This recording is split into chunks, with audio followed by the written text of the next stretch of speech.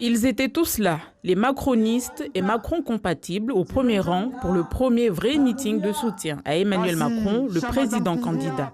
Réunis à Mtamboro, il s'agissait pour le comité de mobiliser les troupes.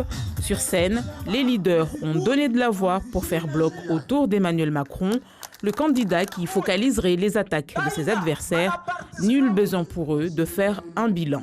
Il s'agit en fait d'une continuité par rapport à un certain nombre des actions qui sont portées et que naturellement l'impact de ces actions-là vont se voir au fil du temps et il est ainsi naturel qu'ils soient reconduits pour qu'on les Mahorais voient éventuellement que réellement dans les faits Mayotte avance, même si on connaît tous les difficultés qui impactent notre territoire actuellement.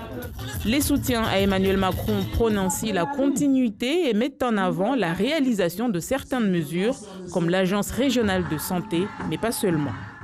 On peut aussi citer le rectorat. On est dans un territoire où la moitié de notre population est mineure, voire des adultes jeunes. Donc ils ont besoin de formation. Et donc avoir ce rectorat à Mayotte avec les moyens qui vont avec, ça ne peut qu'être bénéfique pour ce territoire.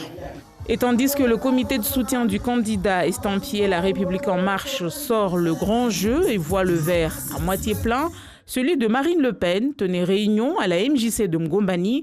Plus intimiste et moins folklorique, les adhérents du Rassemblement national à Mayotte ont donc tenu à se voir pour d'ores et déjà préparer le premier tour. Il était nécessaire pour que nous nous voyions, tous les membres du comité de soutien de Marine Le Pen, pour préparer le jour J, c'est-à-dire le 10, pour qu'il y ait dans chaque bureau de vote un des assesseurs parmi nous, et aussi contrôler le vote et mobiliser les jeunes, aussi les anciens, pour qu'ils aillent voter. Selon les derniers sondages, la candidate RN arriverait deuxième derrière Emmanuel Macron. Mais ses partisans ici croient dur qu'en fer que le vote ultramarin fera basculer la tendance le jour J.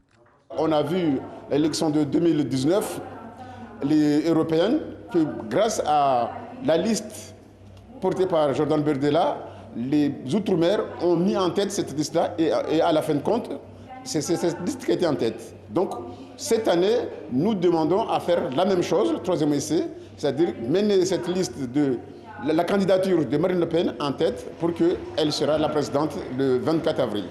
Encore 2 semaines pour battre campagne, les 12 candidats se départageront au soir du 10 avril prochain.